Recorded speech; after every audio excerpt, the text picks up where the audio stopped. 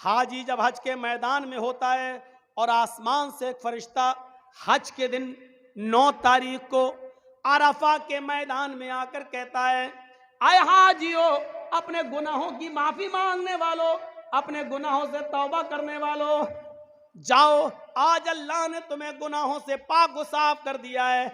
आज तुम गुनाहों से ऐसे ही पाक हो जैसे धोबी की भट्टी में कपड़े का मैल कुचैल साफ हो जाता है। जैसे कोई बच्चा अपनी मां के पेट से पैदा होने के बाद गुनाहों से पाक व साफ होता है, जैसे वो गुनाहों से बिल्कुल पाक व साफ होता है, ऐसी अल्लाह ने तुम्हारे सारे गुनाहों को मिटा दिया, सारे गुनाहों को से तुम्हें पाक कर दिया। अय हाजियो, अपने मुल्क में जाने के बाद, अपनी बस्ती में जाने के बाद फिर से तुम अपने आप को सयाह मत कर लेना। जाओ, आज तुम्हारे ऊपर से गुनाह मिटा दिए गए हैं और तुम्हें पैदा होने वाले बच्चे की तरह कर दिया गया है, उस कपड़े की तरह कर दिया गया है जिसको धोबी की भट्टी में जाने के बाद उसका मैल और कुचैल साफ हो जाता है, गंदगी साफ हो जाती है, तो मैं कपड़े की तरह धुल दिया हो, साफ कर दिया है। जहां फरिश्ता ये ऐलान करके खुशखबरी सुनाता है कि अल्लाह ने तुम्हारे गुनाहों को खत्म कर दिया, मिटा दिया, ऐसे मौके पर भी अल्लाह उस हज के मैदान में भी उन लोगों के गुनाह नहीं मिटाता है जो किसी पर जुल्म करके हज करने आए हैं, या किसी की दुकान पर नाजायज कब्जा करके, या 1-2 बालिश जमीन किसी की दाब कर उस पर जुल्म करके हज के मैदान में पहुंचे और हज करने आए। जब तक बंदा उसको माफ नहीं करेगा, अल्लाह भी माफ नहीं करेगा। अल्लाह हज के मैदान में भी उसको माफ नहीं करता।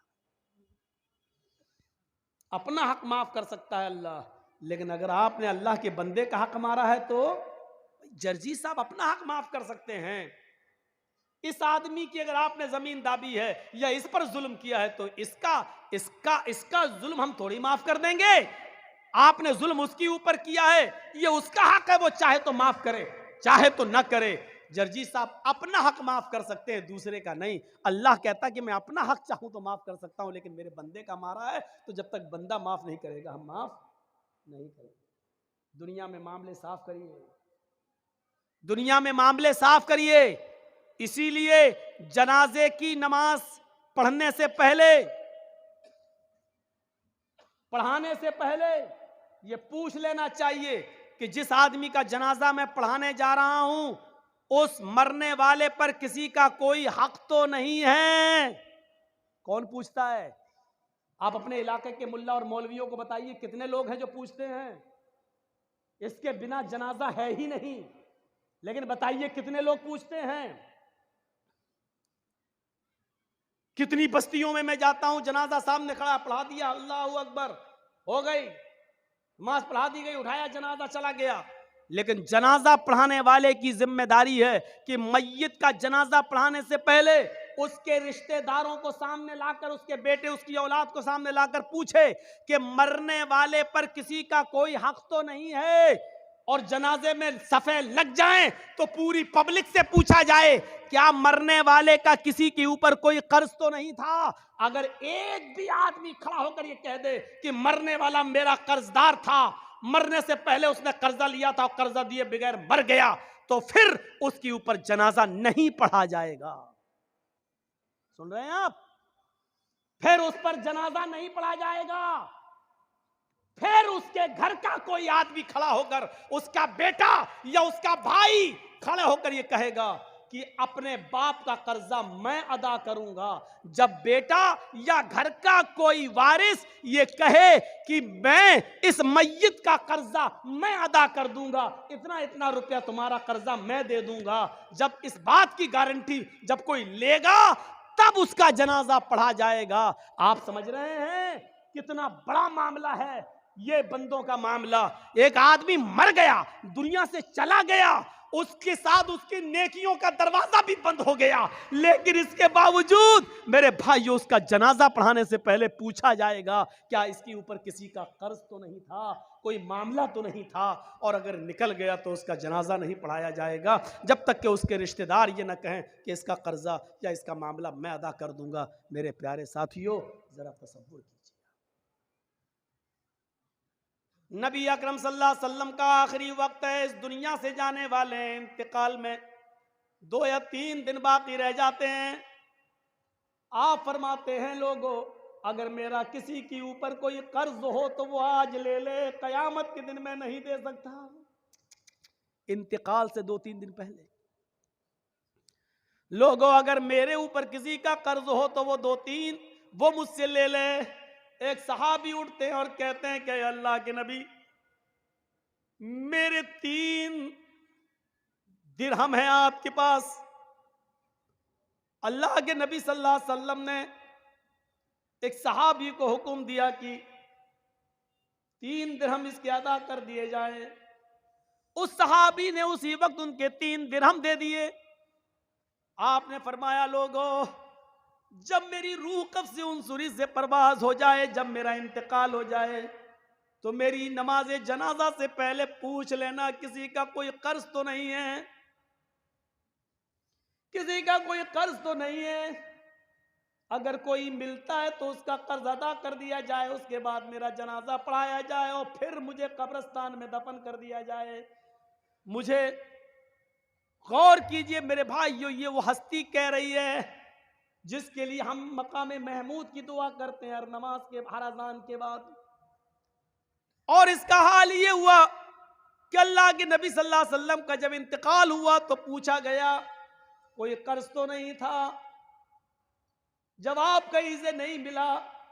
सबसे पहले अबू बकर सिद्दीक ने आपकी नमाज जनाजा पढ़ी, फिर उमर फारूक ने नमाज जनाजा पढ़ी, फिर उस्मान गनी ने नमाज जनाजा पढ़ी, फिर हजरत अली ने पढ़ी।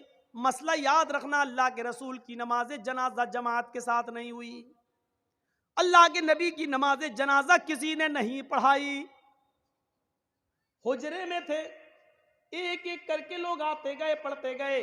पहले अबू बकर सिद्दीक ने पढ़ी, फिर उमर फारूक ने पढ़ी, फिर उस्मान गनी ने पढ़ी, फिर हजरत अली ने पढ़ी, फिर एक एक साहबा बाद में आते गए, पढ़ते गए, एक एक करके पढ़ते जाते, निकलते जाते, यहां तक कि बाद में औरतों ने भी नमाज जनाजा पढ़ी और सबसे लास्ट में बच्चों ने नमाज जनाजा पढ़ी। इसी को पढ़ते पढ़ते और लोग देखने आते थे। अल्लाह के नबी सल्लल्लाहु अलैहि वसल्लम को तकरीबन आज के मौजूदा टाइम के लिहाज से 32 आवर्स इंतकाल के बाद 32 घंटे तक आपको दफनाया नहीं जा सका। 32 घंटे तक आपको दफनाया नहीं जा सका। और उसके बाद जब आपको दफना दिया गया, मिट्टी आपकी हो जाती है, तो हजरत अबू बकर सिद्दीक जब तक खलीफा रहे ऐलान करते रहे लोगों, अगर नबी अकरम सल्लल्लाहु अलैहि वसल्लम का कर्ज किसी के ऊपर हो तो वो मुझसे ले ले। लेकिन अबू बकर सिद्दीक 2 साल तक खलीफा रहे, 2 साल तक बराबर ऐलान किया, लेकिन कोई नहीं आया। फिर हजरत उमर फारूक का जमाना आया। हजरत उमर फारूक के पूरे 10 साल तक ऐलान होता रहा, अगर नबी अकरम का कर्ज किसी के ऊपर हो, अगर किसी ने नबी को कर्ज दिया हो और उसका कर्ज बाकी हो तो वो उमर से आकर ले ले।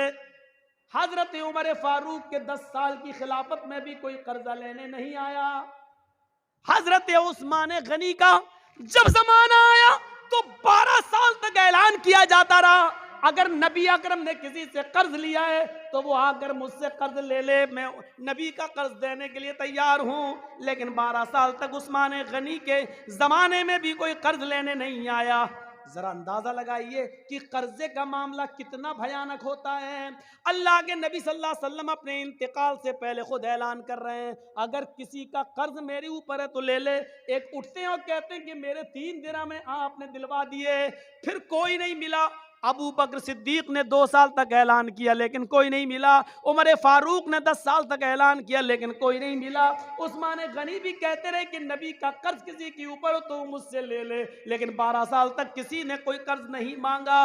गौर करो कि कर्ज का मामला कितना भयानक होता है, क्योंकि कर्जदार आदमी की रूह लटकती रहती है जमीन और आसमान के बीच में। मेरे प्यारे साथियों, जब तक उसका कर्जा अदा न कर दिया जाए, मेरे भाइयों, ये मामला बड़ा अजीबो गरीब रहता है। आइए इस मामले को समझने की कोशिश कीजिए। हुकूकुल्लाह, अल्लाह माफ कर सकता अपना हक, लेकिन बंदे का हक माफ नहीं करेगा। अगर किसी ने किसी से कर्ज लिया है तो पहली फुर्सत में कर्ज अदा कर दे, पहली फुर्सत में कर्ज अदा कर दे, क्योंकि नमाजें बेकार हो जाती हैं, रोजे बेकार हो जाते हैं, हज बेकार हो जाता है। हज इसीलिए फरमाया कि कर्जा लेकर हज जैसी इबादत भी आप करने नहीं जा सकते। कर्जा लेकर कुर्बानी आप कर सकते हैं, लेकिन एक वादा कीजिए, कर्जा जिस आदमी से ले रहे हैं उससे वादा कीजिए कि 1 महीने में मैं आपका कर्जा दे दूंगा, आप मुझे 12,000 15,000 रुपए बतौर कर्ज दे दीजिए ताकि हम एक खस्सी ले लें और कुर्बानी कर दें। कर्जा लेकर कुर्बानी की जा सकती है, लेकिन अगर आपको यह अंदेशा हो कि हम उसका कर्जा अदा नहीं कर पाएंगे तो फिर कर्जा लेकर कुर्बानी करना भी आपके लिए जायज नहीं है। अगर आपको यकीन है कि कर्जा हम दे सकते हैं तो 1 महीना 2 महीने की इजाजत लेकर कर्जा ले सकते हैं, लेकिन कर्जा लेकर हज करने नहीं जा सकते, क्योंकि कर्जदार पर हज है ही नहीं।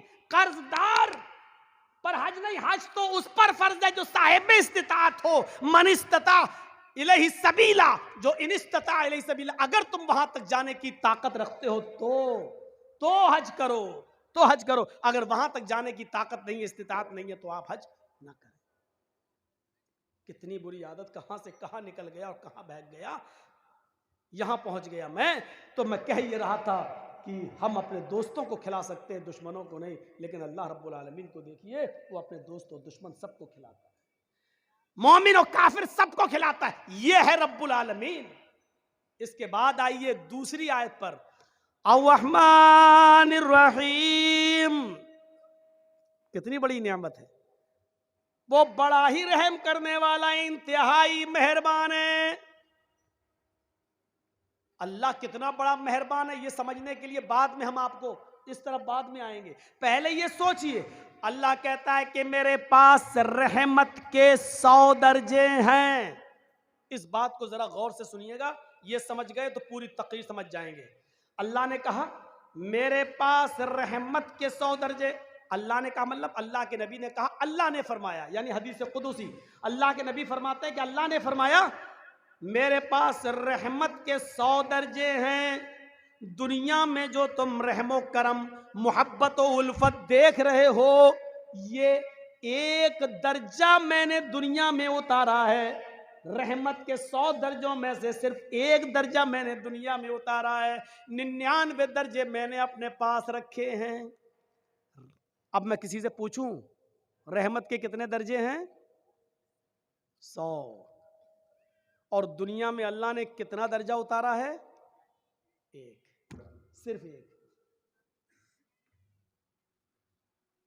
एक मुर्गी को देखिए आप, मुर्गी बिल्ली को देखती है फौरन भागती है, लेकिन वही मुर्गी जब अंडों पर बैठती है और अंडों से चूजे निकलते हैं, और मुर्गी जहां सड़क पर दाना चुगती है, अपने बच्चे उसके पीछे पीछे आते हैं, अचानक बिल्ली को देखती है मुर्गी तो भागती नहीं है। अब आप देखिए, वो मुर्गी अब भाग नहीं रही है, क्योंकि जानती है अगर मैं भागूंगी तो मेरे बच्चे मारे जाएंगे। वो मुर्गी अपने परों से खोलकर अपने बच्चों को समेटती है और बिल्ली के सामने सीना तान के खड़ी हो जाती है। इस मुर्गी के अंदर अपने बच्चों की मोहब्बत और अपने बच्चों की उल्फत के लिए परों का खोल देना और अपने बच्चों का समेट लेना, ये उसी एक दर्जे मोहब्बत का हाल है। ये उसी एक दर्जे मोहब्बत का हाल है, 99 दर्जे नहीं। एक कुतिया जब उसके बच्चे पैदा करने का वक्त आता है तो आप देखिए, कुतिया भी ऐसी जगह तलाश करती है कि हम अपने पेट से अपने बच्चों को जन्म दे सकें जहां दूसरे कुत्ते ना पहुंच पाए और खतरनाक जानवर वहां पहुंचकर हमारे बच्चों को मार न डालें। आपने देखा कभी? वो कुतिया भी ऐसी जगह तलाश करती है जहां उसके बच्चे महफूज रह सकें। ये मोहब्बत उस कुतिया के अंदर किसने डाली?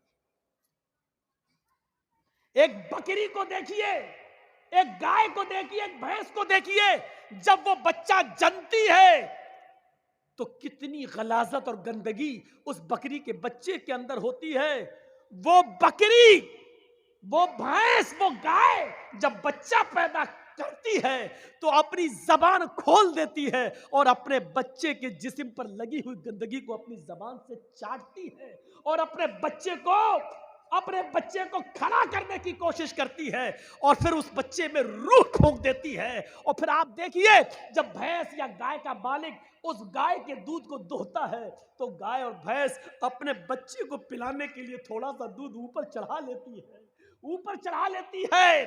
तसव्वुर करो, और जब उसके बच्चे को छोड़ा जाता है तो फौरन वो गाय और भैंस दूध को नीचे उतार के अपने बच्चों को पिलाती है। ये मोहब्बत, ये उल्फत उस गाय के अंदर, उस भैंस के अंदर, उस बकरी के अंदर किसने रखी है? ये उसी मोहब्बत, उसी रहमत के एक दर्जे का हाल है, उसी रहमत के एक दर्जे का हाल है। और सुनिए, जिसने 99 दर्जे अपने पास रखे हो वो कितना मेहरबान होगा। एक बकरी जब अपने बच्चे पर इतना मेहरबान है, एक कुतिया अपने बच्चे पर इतना मेहरबान है, एक मुर्गी अपने बच्चों के लिए इतना मेहरबान है, तो सोचिए ये अभी एक दर्जा है। अभी हम इंसानों पर नहीं आए।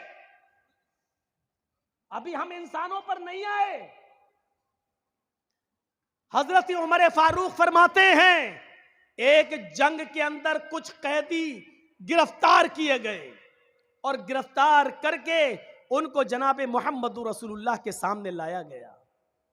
एक जंग के अंदर कुछ कैदियों को गिरफ्तार किया गया और उन कैदियों को मोहम्मद रसूलुल्लाह के सामने पेश किया गया। उन कैदियों में एक औरत भी थी। जो कैदी कैद करके लाए गए, जो मुजरिम कैद करके लाए गए, उन मुजरिमीन की लिस्ट में, उन कैदियों की लिस्ट में एक औरत भी थी। उसका बच्चा कहीं, शीरख्वार बच्चा, दूध पीता बच्चा कहीं गुम हो गया था, कहीं खो गया था, दूध पीता बच्चा। ये औरत जब अल्लाह के नबी सल्लल्लाहु अलैहि वसल्लम के सामने पेश की गई और जो कैदी नबी के सामने पेश किए गए,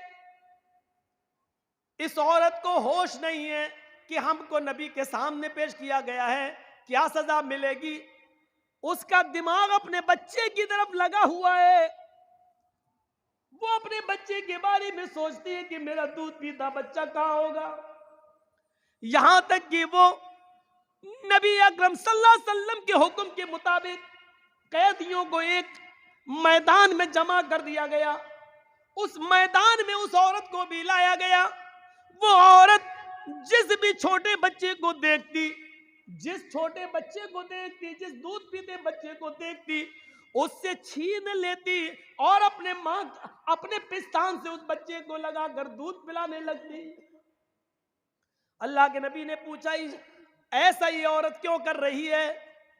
जिस औरत के बच्चे को देखती ये पकड़ लेती और अपने पिस्तान का दूध पिलाने लगती, ऐसा क्यों है? जवाब मिला, अल्लाह के नबी, इस औरत का बच्चा कहीं गुम हो गया है, इसलिए ये हर बच्चे को अपना बच्चा समझ रही है। अल्लाह के नबी ने उस औरत की उस मोहब्बत को देखा, उस औरत की उस रहमत को देखा जो दूसरों के बच्चे को अपना बच्चा समझ रही है।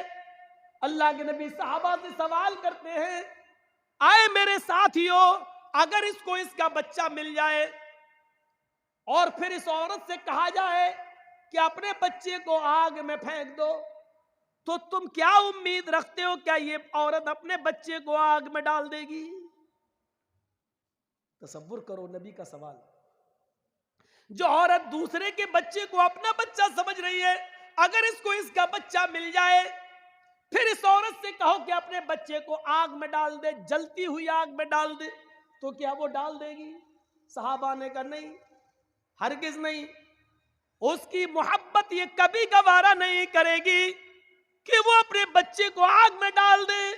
अल्लाह के नबी फरमाते हैं, मेरे साथियों, रब की रहमत के 100 दर्जों में से एक दर्जा रहमत का ये हाल है कि वो अपने बच्चे को आग के हवाले नहीं कर सकती है। जिसके पास 99 दर्जे रहमत हो, वो कयामत के दिन अपने बंदे को जहन्नम की आग में कैसे डालेगा? उसकी रहमत ये कैसे गवारा करेगी कि अपने बंदे को जहन्नम में डाल दे? लेकिन बंदे गुनाह कर करके, शिर्क कर करके, बिदअतें कर करके, शराब नोशी कर करके, हराम खा खा कर, हराम की कारोबार कर करके अपने आप को खुद जहन्नम में ले जाते हैं, तो उसमें अल्लाह की रहमत फिर गजब में बदल जाती है।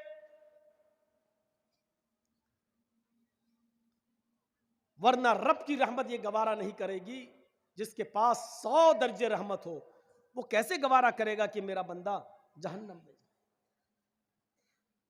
आप एक मिसाल को समझने की कोशिश करें।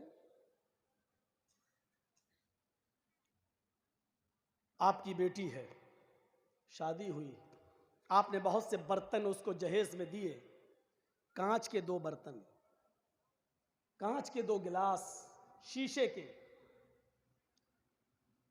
2 गिलास आपने उसको दिए, बहुत से बर्तन दिए, लेकिन 2 गिलास रखे हुए थे अलमारी में,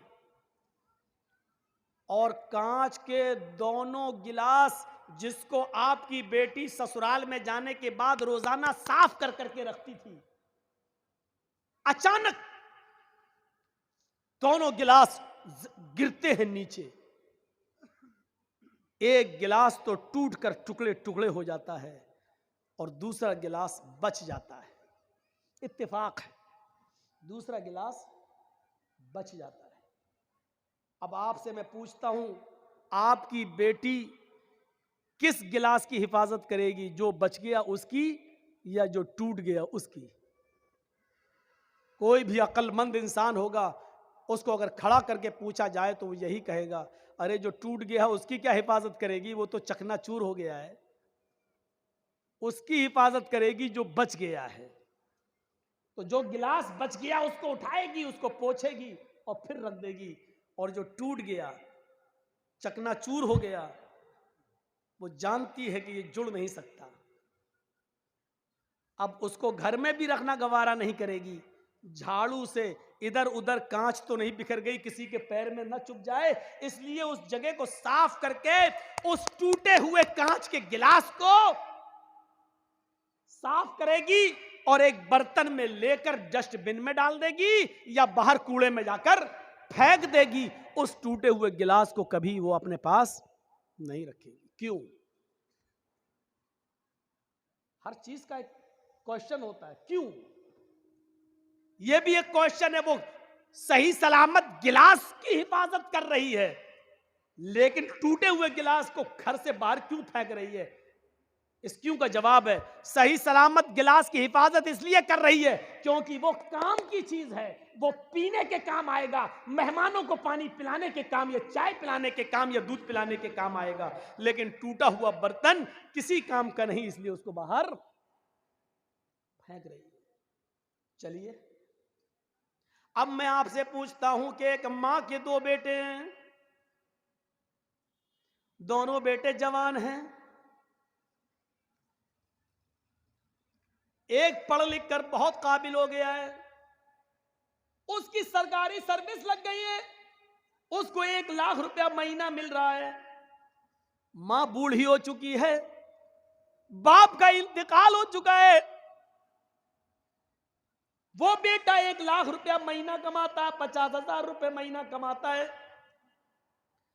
और उसी पर वो अपना पेट भी पालता है, अपने बीवी बच्चों का पेट भी पालता है और अपनी बूढ़ी मां का भी ख्याल रखता है।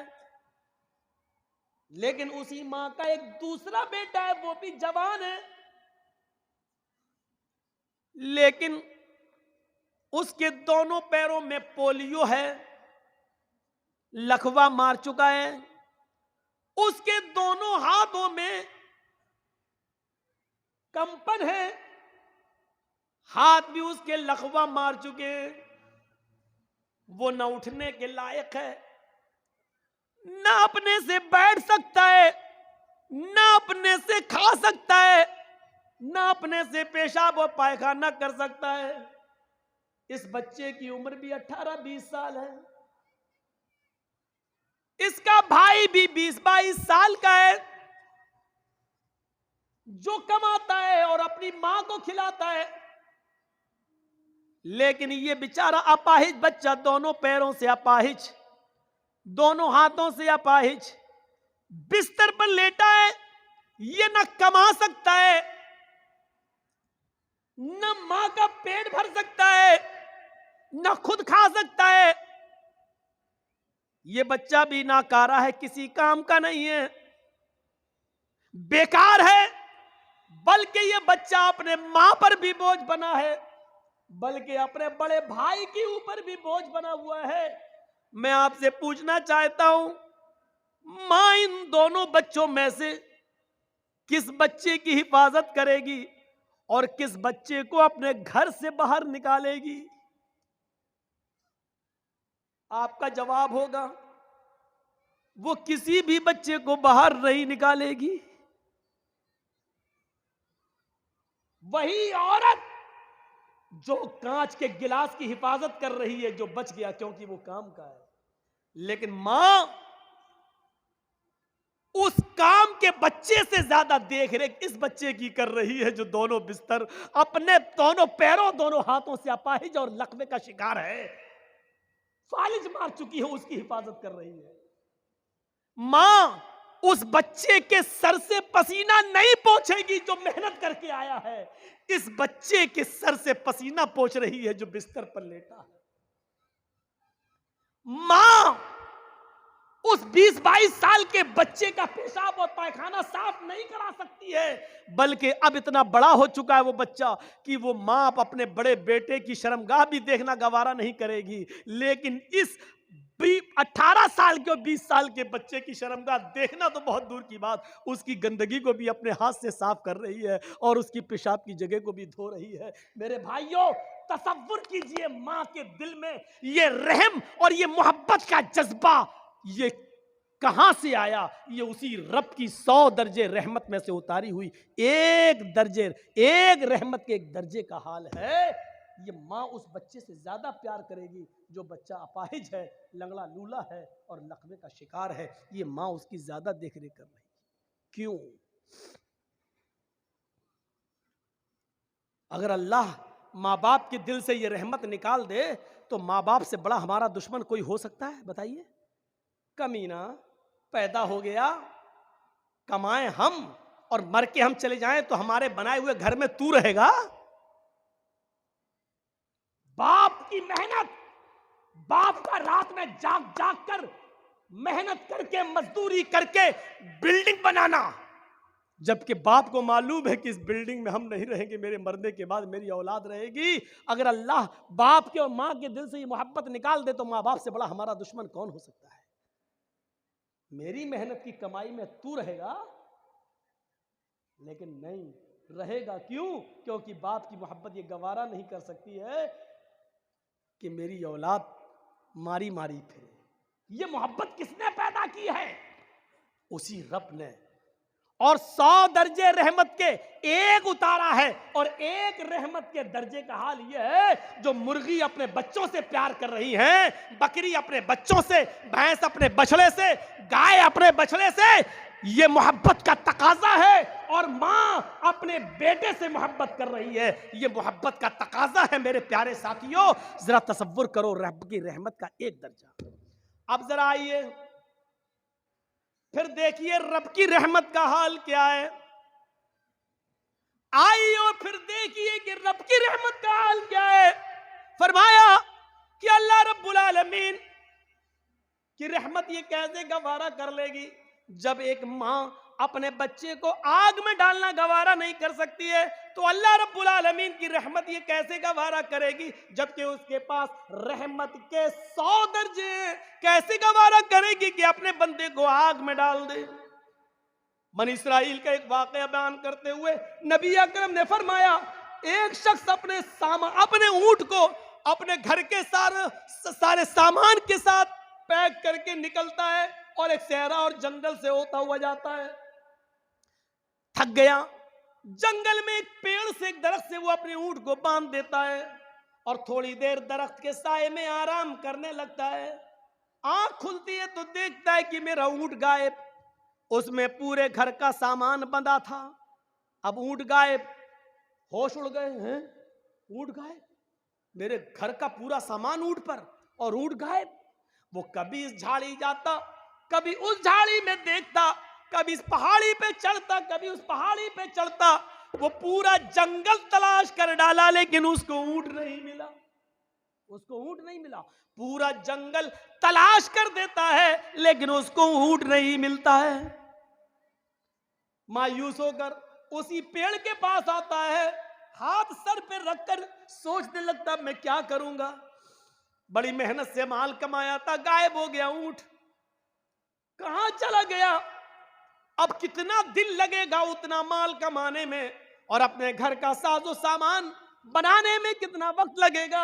अब ये सोच ही रहा था, थका हुआ था कि अचानक नींद आ गई। थोड़ी देर के बाद आंख खुलती है, क्या देखता है कि मेरा ऊंट उसी पेड़ से बंधा हुआ है जिस पेड़ से गायब हुआ था। आता है, हैं? ऊंट तो ये है।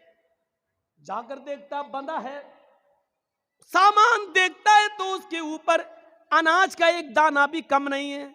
जैसे वो अपने घर से लाया था वैसा ही हूबहू, सेम टू सेम वैसा ही ऊंट पर लदा हुआ है, और एक भी चीज गायब नहीं है। इस चीज को देखता है तो मारे खुशी के, हमने दिन भर ऊंट ढूंढा, तलाश किया तो मिला नहीं, और अचानक अपने आप आ गया और सामान भी गायब नहीं। इसको देखकर वो इतना खुश होता है, इतना खुश होता है कि ऊंट को देखता जाता और नजरें आसमान पे डालता जाता और अपने रब से कहता जाता, अल्लाहुम्मा अंता अब्दी वाना रब्बुक। अय अल्लाह, मान गया तेरी कुदरत, अय अल्लाह मान गया मैं तुझे, वाकई तू मेरा बंदा है और मैं तेरा खुदा। नहीं समझ पाए ना उसने क्या जुमला इस्तेमाल किया? मारे खुशी के उसने क्या कहा? अल्लाहुम्मा अंता अब्दी, वाह वाकई तू मेरा बंदा है, वाना रब्बुक और मैं तेरा रब।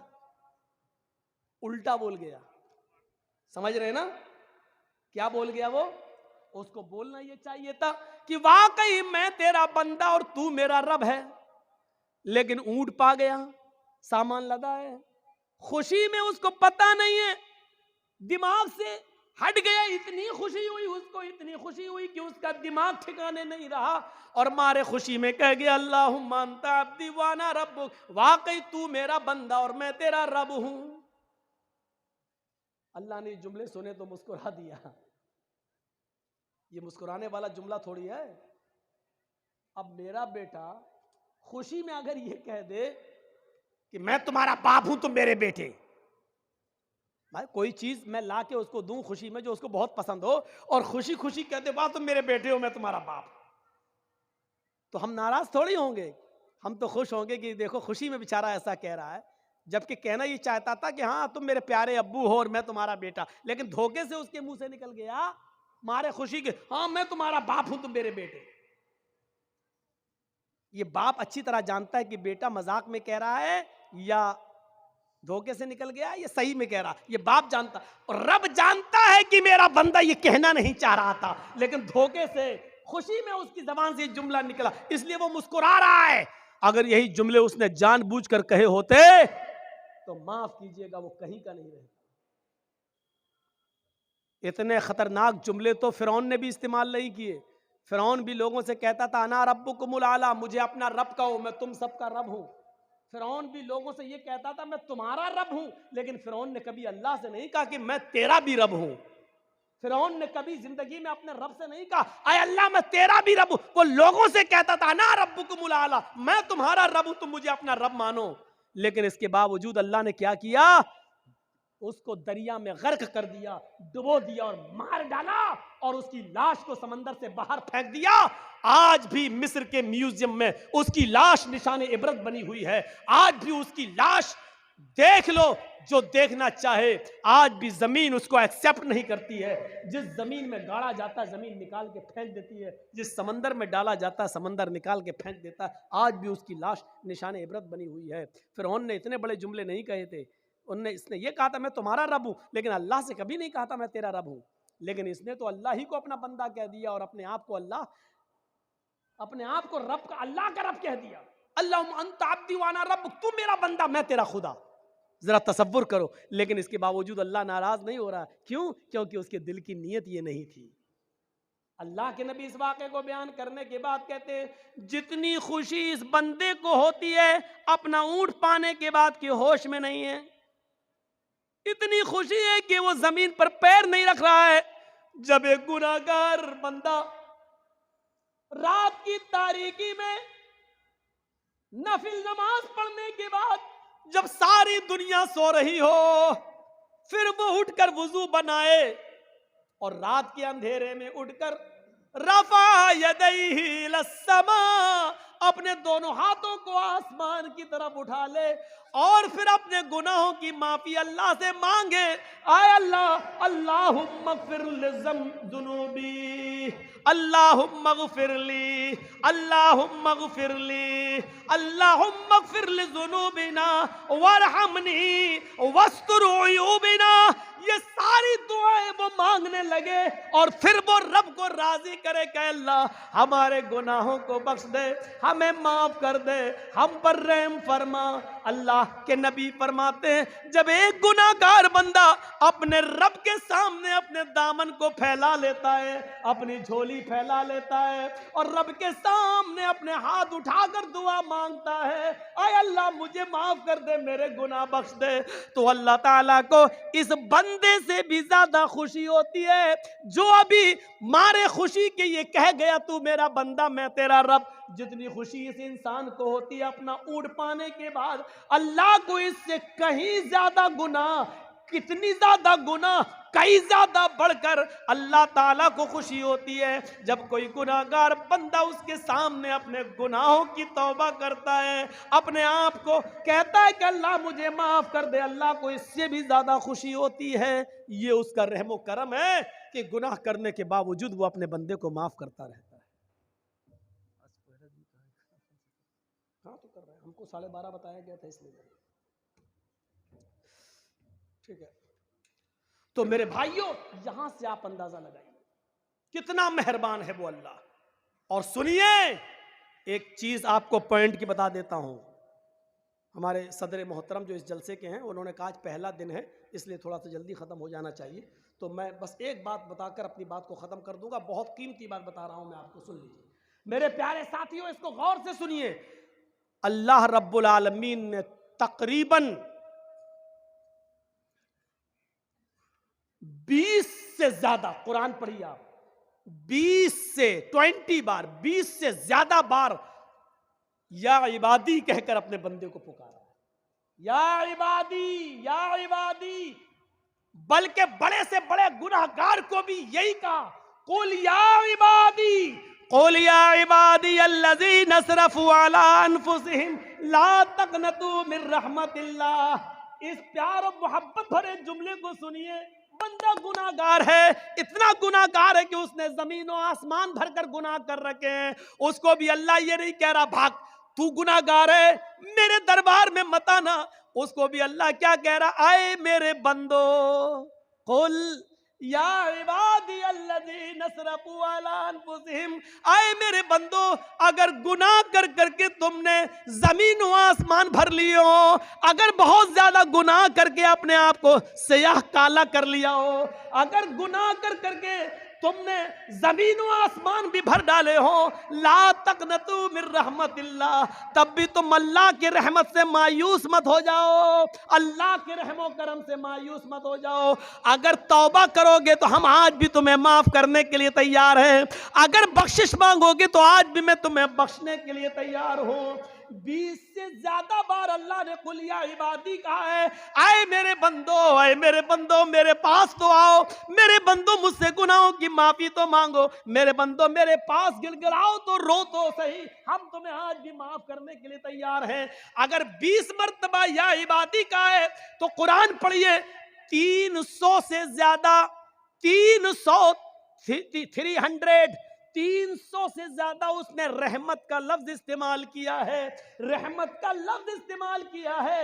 ये मेरी रहमत, ये मेरी रहमत, ये मेरी रहमत। और एक लफ्ज तो ऐसा कह दिया है, रहमती वसीयत कुल्ल शै, रहमती वसीयत कुल्ल शै। आए मेरे बंदो, मेरी रहमत हर चीज को घेरे हुए, मेरी रहमत हर चीज पर छाई हुई है। मेरी रहमत के साए में आओ तो सही। आए मेरे बंदो, मेरी रहमत के दायरे में आओ, हम तुम पर भी अपनी रहमत निसार कर देंगे, हम तुम पर भी अपनी रहमत का साया कर देंगे। ये अर्रहमान अर्रहीम, ये रब की रहमत है। माँ बाप, भेड़ बकरी, दुम्बा, मुर्गी, कुत्ता कुतिया और जानवरों की रहमत और इंसानों की रहमत भी सुनी, और रब की रहमत भी आपने सुनी। ये सब रब की रहमत के 100 दर्जों में से एक दर्जे का हाल है, अर्रहमान अर्रहीम। मैं 2 ही आयतों पे चल पाया, इसलिए हमेशा याद रखो, अल्लाह ने जब अगर ये नेमत दी है तो इस नेमत का इस्तेमाल भी वैसे ही करो जैसे उसने बताया। ऐसा हो सकता है मियां और बीवी मिले, हमल ठहरा, पानी के उस कतरे से फिर अलका बना, फिर मुज़गा बना, जमा हुआ खून बना, फिर गोश्त का लोथड़ा बना, फिर गोश्त के लोथड़े में हड्डी बनी, फिर उन हड्डियों के अंदर गोश्त डाला गया, फिर उंगलियां बनी, पोर बने, धड़कने वाला दिल बना, घुटना बनाए, पंजे बने, उंगलियां बनी, नाखून बने, दिमाग बना, और इस दिमाग में हजारों तारों का कनेक्शन डाला, 2-2 चमकते हुए ट्यूबलाइट आंखों की शक्ल में दी।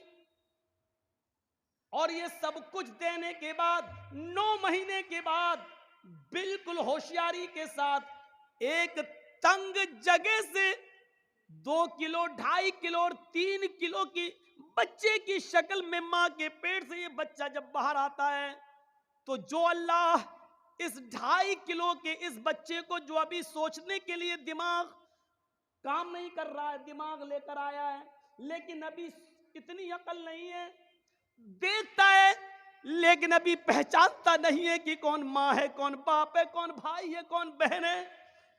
अभी भूख लगती है तो अंगूठों को मुंह में रख लेता है। जो अल्लाह इस मिजाज से और इस माहौल से बच्चे को मां के पेट से निकालता है और खैरियत के साथ वो इस दुनिया में लाता है, तो क्या उस रब ने इस इंसान के बड़े हो जाने के बाद इसको जिंदगी कैसे गुजारी जाए, इबादत कैसे की जाए, अच्छे काम कैसे किए जाएं और बुरे काम कैसे न किए जाएं, उससे रोका जाए, तो क्या उस अल्लाह ने उसके लिए कोई इंतजाम नहीं किया होगा? जिस रब ने इस छोटे से बच्चे के लिए हवा का और पानी का और गिजा का इंतजाम मां के पेट में किया है, और फिर उस उसूल और ज़ाब्ते से बाहर निकलने के बाद क्या वो अल्लाह उसको 15, 20 साल, 25 साल का हो जाने के बाद उसको बेयारो मददगार छोड़ देगा कि अब तुम अपनी मर्जी के मुताबिक जिंदगी गुजारो? ऐसा कैसे हो सकता है मेरे भाइयों? उस रब के उसूल के मुताबिक जिंदगी गुजारने के लिए उसने गाइडलाइन बनाई, और उसी को हम रिसालत कहते हैं, उसी को हम नबूवत कहते हैं। उसने रसूलों का सिलसिला चलाया, उसने नबियों का और पैगंबरों का सिलसिला चलाया। वलक़द बअसना फी कुल्ली उम्मतिन रसूलन, हमने हर उम्मत के अंदर, हर गिरोह के अंदर एक रसूल भेजा है, एक पैगंबर भेजा है, और उस पैगंबर ने, उस रसूल ने दुनिया में आने के बाद एक ही हुक्म दिया, अनेबुदुल्लाह, लोगों एक अल्लाह की इबादत करो, एक अल्लाह की रियाजत करो, अपनी पेशानी एक अल्लाह के सामने गुजारो। सुन लो, इतने बड़े माहौल से निकाल कर, मां के पेट से निकाल कर 20 और 25 साल की उम्र तक तुझे पहुंचा दिया। इसमें किसी अजमेर वाले का हाथ नहीं है, बदायूं वाले का हाथ नहीं है, कछोचा वाले का हाथ नहीं है, फुलवारी शरीफ का कोई भी बाबा अभी तक तेरे कोई काम नहीं आया है। यहां तक पहुंचाने वाली जात उसी अल्लाह की है। इसलिए इबादत के लायक भी सिर्फ वही है। ये पेशानी उसने सबसे ऊपर बनाई, ये माथा उसने सबसे ऊपर बनाया। इस माथे को सबसे ऊपर बनाने का मतलब यह है कि हमने तेरा सर, तेरे पेशानी, तेरा माथा, तेरी जबीन, तेरा ये पेशानी, ये माथा जो हमने सबसे ऊपर बनाया है, आए मेरे बंदे इसको सबसे ऊंची जात के सामने झुकाना और हर किसी के सामने नहीं। लिहाजा इस पेशानी को जब भी झुकाना तो एक रब के सामने झुकाना, एक अल्लाह के सामने झुकाना, एक रब्बुल आलमीन के सामने झुकाना। यहां से हम अंदाजा लगाएं कि वो इसके बावजूद वो सबको दे रहा है। रब्बुल आलमीन है। बारिश भी बरसाता है तो सबको देता है। हम और आप किसको खिलाएंगे? जर्जीत साहब के बेटे की शादी हो रही है, जर्जीत साहब लिस्ट बनाएंगे किस किस को बुलाया जाए। जो हमारे हमदर्द हैं, हमारे रिश्तेदार हैं, लिस्ट में नाम लिखेंगे, और जो हमारा विरोधी है उसका नाम सबसे पहले काट देंगे, हट वो नहीं आएगा। जर्जीत साहब का विरोधी, जर्जीत साहब का मुखालिफ, जर्जीत साहब का दुश्मन जर्जीत साहब के दस्तरखान पर उनकी शादी में, उनके बेटे की शादी में नहीं आ सकता है। जर्जीत साहब ने अपना और परायापन दिखा दिया। ये दिखा दिया कि जर्जीत साहब के दस्तरखान पर जर्जीत के दोस्त ही आ सकते हैं, उसके रिश्तेदार ही आ सकते हैं, दूसरा नहीं। लेकिन उस रब की रुबूबियत को देखो, उस अल्लाह की उलूहियत को देखो, और उस अल्लाह की, उस रब की रुबूबियत को देखो। उसने जो अनाज पैदा किया है, उस अनाज को हिंदू भी खा सकता है, मुसलमान भी खा सकता है, उसको सिख और ईसाई भी खा सकता है, और पारसी भी खा सकता है। दुनिया में उसने जितने लोगों को पैदा किया सब उससे फायदा उठा सकते हैं। गौर करो, जो उसने खाना मूसा अलैहिस्सलातु वस्सलाम को दिया तो फिरौन को भी उसने भूखा नहीं सोने दिया।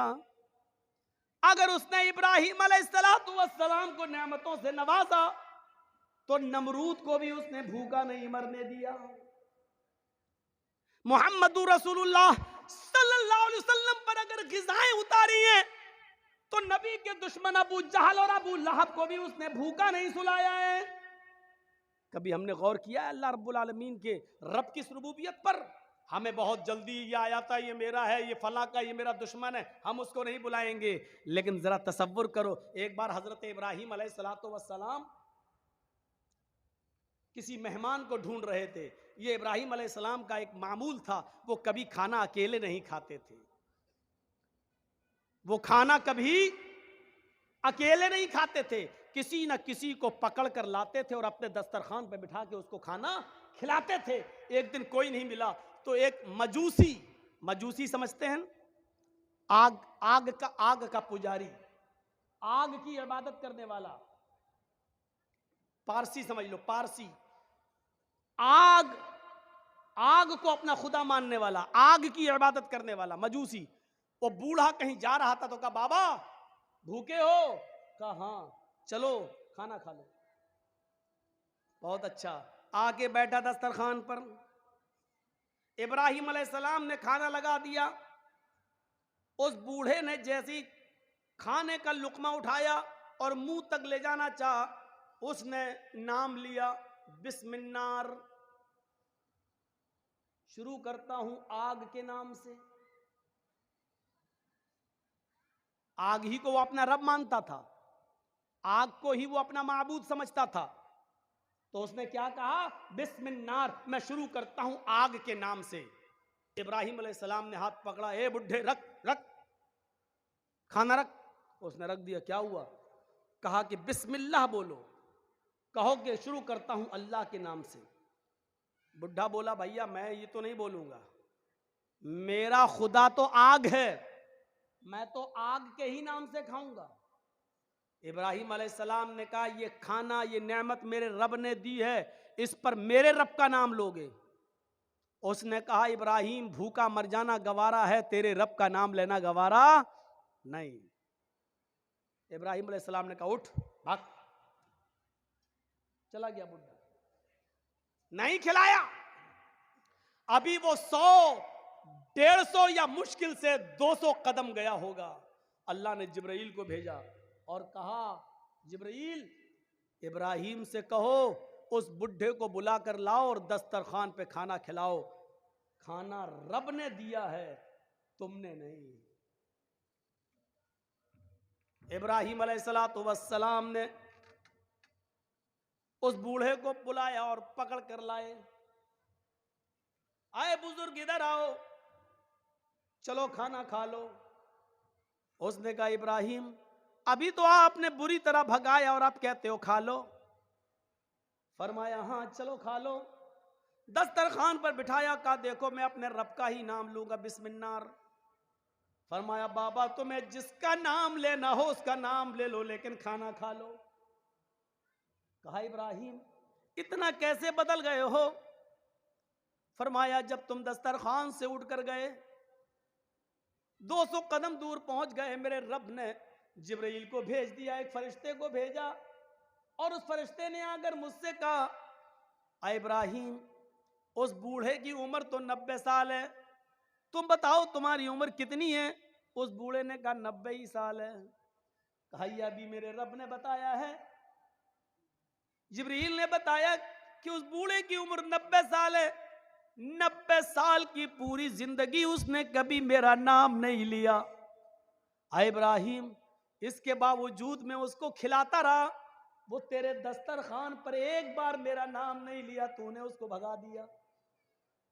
ये रब की रहमत को गवारा नहीं, ये उस अल्लाह की रहमत को गवारा नहीं कि कोई भूखा दस्तरखान से उठ जाए। आए बाबा, तुमने 90 साल से मेरे रब का नाम नहीं लिया, लेकिन फिर भी उसने तुम्हें खिलाया। आज भी उसने दस्तरखान से भूखा उठ जाना उसको गवारा नहीं हुआ। उसने मुझे बोला कि बुला कर लाओ और खिलाओ। उस बूढ़े के आंखों में आंसू आ गए और रोते हुए कहने लगा, इब्राहिम अपना हाथ बढ़ाओ, पहले मेरा रिश्ता उस रब से जोड़ दो जो इतना मेहरबान है, जो 90 साल तक मुझे जिसका नाम नहीं लिया फिर भी खिलाता और पिलाता रहा। यहां तक कि आज भी उसने मुझे भूखा दस्तरखान से उठना गवारा नहीं किया है, और आज भी उसने आपके पास फरिश्ते को, जिब्रील को भेजकर मुझे खाना खिलाने के लिए यहां भिजवाया है। आए इब्राहिम, अब सबसे पहले मेरा रिश्ता उस रब से जोड़ दो, तभी हम बाद में खाना खाएंगे। उस बूढ़े ने उस रब से रिश्ता जोड़ा और उसके बाद खाना खाया। तो मेरे भाइयों, यह है रब्बुल आलमीन। वो ये नहीं देखता है कि मेरे दस्तरखान पर जो खा रहा वो मेरा दुश्मन है। यकीन मानिए, अगर अल्लाह ये समझने लगे कि ये मेरा दुश्मन है, तो यकीन मानिए फिर किसी काफिर को एक घूंट पानी भी पीने का मौका न दे।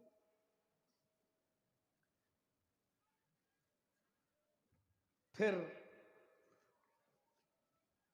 इन क्रिमिनल और गुंडे लोगों को हुक्मरानी दे देगा, लेकिन उसकी नजर में कुछ नहीं आओगा। रब्बुल आलमीन है, रब्बुल इंस वल जिन है, रब्बुल हैवानात, वो जानवरों को भी खिलाता और पिलाता है। आप कितना खाएंगे?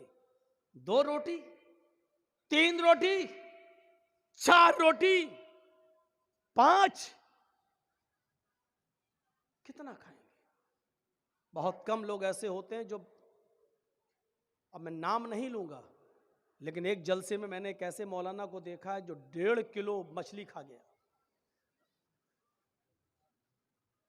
1 किलो बकरे का मटन वो भी खा लिया, और आधा किलो सलाद भी खा लिया। चश्मदीद गवाह हूं, चश्मदीद गवाह। इतना बड़े बड़े 3 बार उसको चावल दिया गया, वो भी खा लिया। और मजाक में खाना खिलाने वाला जब और देने लगा लीजिए, तो कहता नहीं नहीं, आज सफर लंबा है, करके आया हूं, तबीयत मेरी ठीक नहीं, आज मैं कुछ कम ही खाऊंगा। इतना खाने के बाद भी वो कह रहा है कि नहीं मेरी तबीयत कुछ गड़बड़ है, इसलिए आज मैं कुछ कम ही खाऊंगा। तो ऐसे लोग बहुत कम हैं जो इतना खाते हैं। कितना भी खा लिया, फिर भी कितना। लेकिन मेरा रब तो वो है जो समंदर में चलने और टहलने वाली व्हील मछली, जो बड़े बड़े जहाजों को भी उलट देती है, बड़े बड़े जहाजों को भी पलट देती है, जो एक दिन में 40 टन गोश्त खाती है, 40 टन मछलियां, मुर्दे, और ये जो जानवर है हशरातुल अर्ज, जो जमीन के जानवर और समंदर में फिरने वाले जानवर, जो मुंह फाड़ती है जितने उसके मुंह में आ जाएं, 40 टन खाती एक दिन में, पर डे। उसकी खुराक कितनी है? 40 टन। मेरा रब तो उसको भी भूखा नहीं सोने देता है, और 40 टन खाने का इंतजाम उसके लिए भी करता हो। रोजाना पर डे 2 रोटी और 3 रोटी खाने वाले इंसान, तुझे जरूरत पड़ रही है, तुझे जरूरत पड़ रही है अपने भाई की जमीन को गसब करने की, तुझे जरूरत पड़ रही है नाजायज माल कमाने की, तुझे जरूरत पड़ रही है झूठ का सहारा लेकर अपने बिजनेस को आगे बढ़ाने की, जबकि तेरी खुराक सिर्फ 2 रोटी है, तेरी खुराक सिर्फ 3 रोटी है। मेरा रब तो 40 टन गोश्त खाने वाली मछली को भी भूखा नहीं सोने देता। याद रखिएगा, कुरान और हदीस पढ़िए आप, कुरान और हदीस। फिर सुन लीजिए, 2 हुकूक हैं, एक हुकूकुल्लाह और एक हुकूकुल इबाद। तीसरी कोई चीज नहीं मिलेगी। हुकूकुल्लाह 1/4 हैं और हुकूकुल इबाद 3/4। 1/4 हुकूकुल्लाह है और 3/4 हुकूकुल इबाद हैं। हुकूकुल्लाह 1/4 है, सिर्फ चौथाई।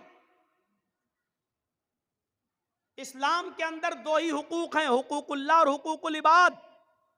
अल्लाह का हक सिर्फ चौथाई है और 3 हिस्से बंदों से जुड़े हुए हैं, बंदों से।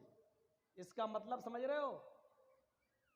अल्लाह ने फरमाया कि मैं अपना हक चाहूं तो माफ कर सकता हूं, लेकिन बंदे का हक मैं माफ नहीं करूंगा। इसका मतलब समझते हो? इसका मतलब यह है, नमाज बहुत जरूरी है, लेकिन अगर छूट गई या जानबूझकर अगर आपने छोड़ दी, अल्लाह अगर चाहे तो माफ कर सकता है। यह अल्लाह की मर्जी पर डिपेंड है, वो चाहे तो माफ कर सकता है। बहुत जरूरी है नमाज, लेकिन अगर आपने छोड़ दी, जानबूझकर ही तर्क कर दी, अल्लाह चाहे तो माफ कर सकता है। यह अल्लाह की मर्जी पर डिपेंड करता है। लेकिन अगर आपने अपने किसी मुसलमान भाई की या किसी गैर मुस्लिम ही की, हिंदू ही की या ईसाई की या क्रिश्चियन की या यहूदी की, अगर एक बालिश्त इतनी एक बालिश्त जमीन पर अगर कब्जा कर लिया है और उसको अपनी जमीन में शामिल कर लिया है, एक बालिश्त जमीन पर कब्जा करके अपने मकान में शामिल कर लिया है, तो अल्लाह कयामत के दिन इसको माफ नहीं करेगा। समझ रहे हैं? नमाज एक बार माफ कर देगा, ये मेरा हक है, मैं चाहूं तो माफ कर सकता हूं, चाहूं तो ना करूं। लेकिन अगर किसी का हक मारा है, एक बालिश्त नहीं, 1 इंच भी अगर आपने किसी की जमीन पर नाजायज कब्जा किया है, तो अल्लाह इसको माफ नहीं करेगा। नमाज आपने छोड़ी तो अल्लाह माफ कर सकता है, लेकिन अगर आपने किसी को मां की गाली दी, बहन की गाली दी, ये कबीरा गुनाह है, इसको अल्लाह माफ नहीं करेगा कयामत के दिन, जब तक के दुनिया में आपको आपके भाई ने माफ न किया हो। तो जाओ बेटा, जाओ, ठीक है। यह है समझाने का असर। सामने ही बैठकर और पहली सफ में, इसको कहते हैं चोरी और ऊपर से सीना जोरी। तुम जैसे 360 मौलवी रोजाना आए, हम उनकी नहीं माने, तुम्हारी क्या मानेंगे? तुम तो कल के लौंडे हो मौलाना। यह है हमारा हाल। सिस्टम देखिए आप, सिस्टम। तो सुन रहे हैं, इसको अल्लाह माफ नहीं करेगा। इसलिए हुकूकुल इबाद का ख्याल रखिए। जुल्म अल्लाह कभी माफ नहीं करता अगर आपने किसी पर किया, जब तक कि वो माफ ना करे। अल्हम्दुलिल्लाह रब्बिल आलमीन अर्रहमान अर्रहीम। अभी रहमान अर्रहीम पर और भी बाकी है मेरे प्यारे साथियों। कल कोई दूसरा टॉपिक आपके सामने रखेंगे।